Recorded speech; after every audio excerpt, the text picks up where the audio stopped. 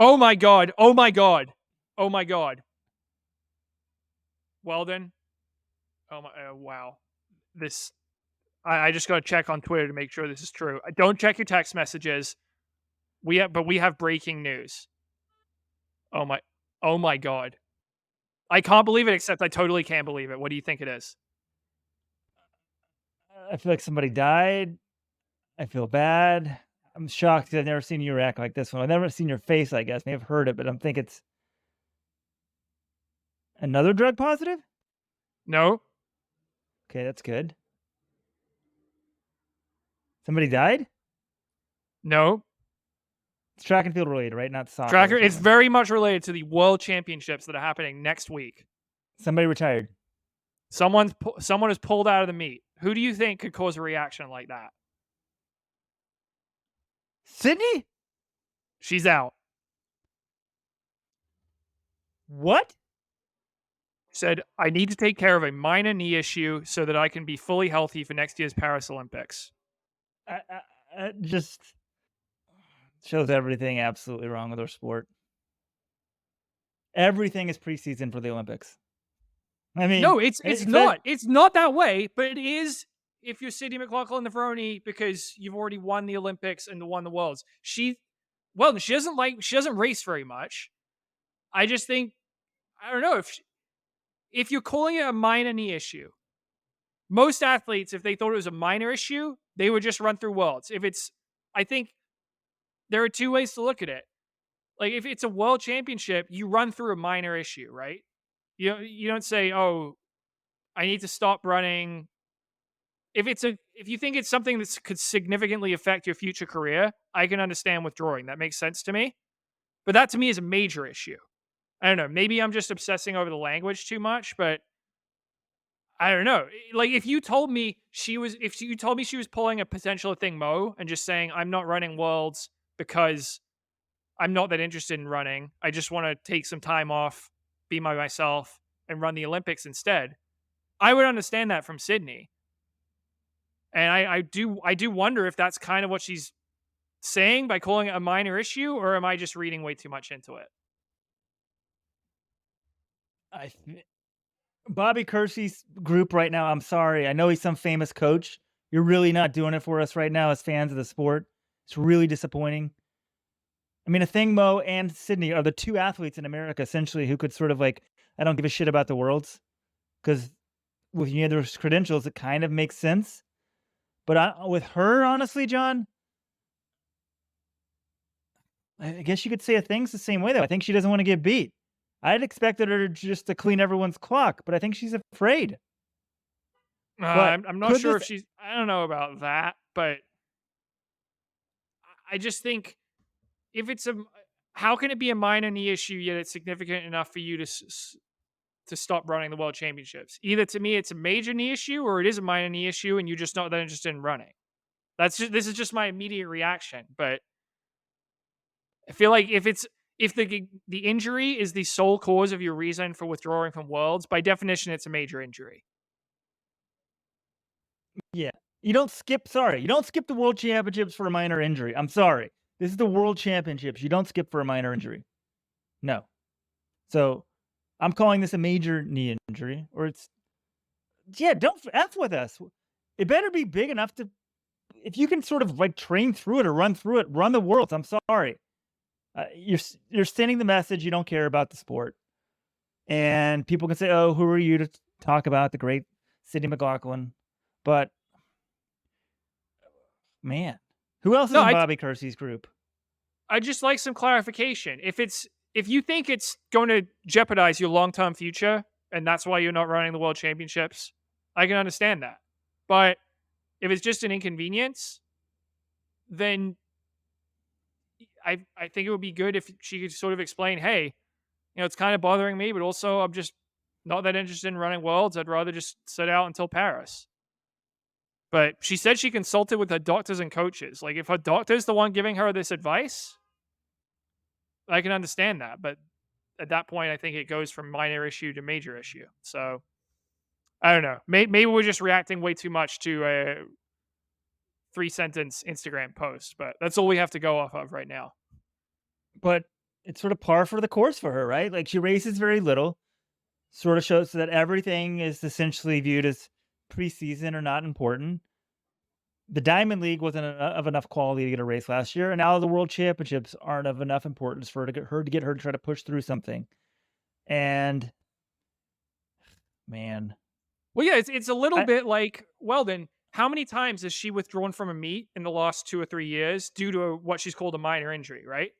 When you're constantly withdrawing due to a minor injury, people kind of start to worry, well, actually, are there injuries at all? Like, you would start that's why, like, if she didn't have a history of doing this, I think I'd be more, like, willing to think, "Okay, yeah, it's because there is seriously something wrong." But the fact that it's happened time and time again, pulling out at the last minute from other meets, and then when she does compete, she's one of the best runners in history. That makes me wonder, like, oh, is there something more to the story? And maybe we'll get that one day. I mean, I can see you're saying it's minor in the sense of like, oh, I don't need knee surgery, but I'm not fit. I can't run. So maybe more clarification will come out like that. It's like, hey, I don't need surgery, but I really can't train a race right now. It's too painful. Fine, I get that. I wouldn't use the word minor injury. Just say an injury serious enough, that I can't compete at the World Championships come up. I don't think it's long term. It will affect my health, but I'm unable to compete at the World Championships. Say it like that, but stop sort of like I don't know, effing with our minds. And but to me, John, I mean, if you have an injury, you can't run. But I'm gonna have to make the Athing Mo comparison. Last week Athing Mo, for people who aren't sprint fans, said Bobby Kersey came out and said they may train through the worlds, skip it, and just get ready for 2024. We did a lot of nitpicking on the word through because you wouldn't. There's no physiological reason to skip the worlds to train for the Olympics next year. But it sort of got to like, do they even care? Does this meet matter? And then there's the whole financial aspect to the sport. And people are like, well, won't she lose a lot of money? Because shoe contracts can get reduced if you're not the world champion or whatever. Or a lot of people have a huge upside if they are the world champion, which way you want to look at it. But if there's probably two athletes in the world who could afford to just not win a worlds and it doesn't really affect them that much, I think it's probably Sydney and a thing. More so Sydney, even. Like financially, she's killing it. She's won the Olympics and Worlds. Does New Balance even there's probably maybe some minor bonus for winning another Worlds, but, like, they'll probably all focus on the Olympics. Probably cost her very little, almost nothing. So, I wish the money was different. And for legacy, it's not like the sports, you're Tom Brady, you add another damn Super Bowl to your name. Her, it's like, world championship, who cares? But I think long term, could this backfire? Will she be ready for the double next year if she wants to be the double? She's won't have 400-meter under her belt. And will there be more pressure on her? If it is more related to like, I'm not 100%, I don't want to get beat, could that mess with her mentally going into the Olympics? Or with the Olympics, are both these athletes such gamers that it's all in? It means something to it, even them. They're motivated and they're just like, screw it. I'm one of the fiercest competitors. Because what have these two athletes shown, John? When it matters, they're about as damn good as it gets. So it's hard to really criticize them, but like but they give the indication that nothing matters now for them except the Olympics. Well, they give the indication that they just don't enjoy racing all that often. And they don't enjoy some of the things that come with racing and putting yourself out there, laying yourself bare on the world stage. You know, there can be a lot of pressure. You can put a lot of pressure on yourself. We saw how much pressure Sydney put on herself in Paris. I mean, after the race, she runs a personal best. It was her first time trying this event seriously in years, and she goes up to her husband and wants to make sure that he's still proud of her.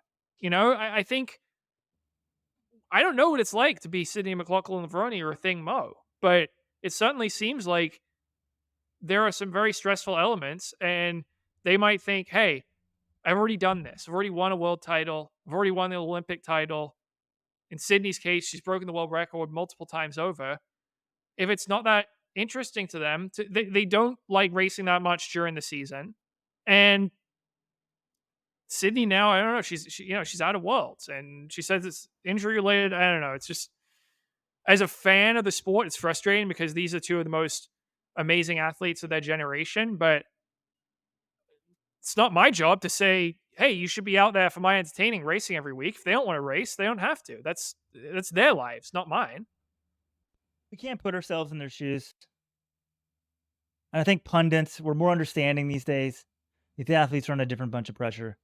But I think as fans of the sport of track and field, we can all be extremely disappointed and say, "Hey, I wish you guys were racing more." If it isn't just physical, hopefully they can get it sorted out because the sport needs Sydney McLaughlin competing at the World Championships. It needs a thing, Mo. Or it's better off when they're competing. I guess. I mean, these two are already legends, right? The sport will go on without them. Someone will replace them, but like they're such revolutionary athletes and really could do something that's never been done before, both of them. I would hate to see their careers sort of end with their accolades that they have now. So I hope they both can sort of sort everything out.